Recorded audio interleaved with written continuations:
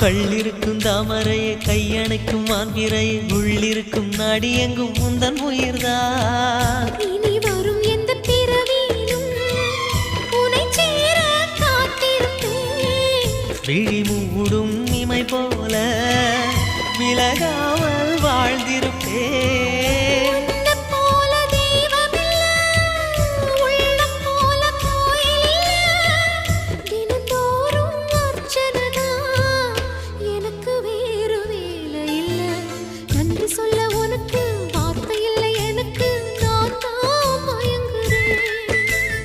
என்னுடைய மனச தந்துவிட்ட பிறகும் ஏம்மா கலங்குற?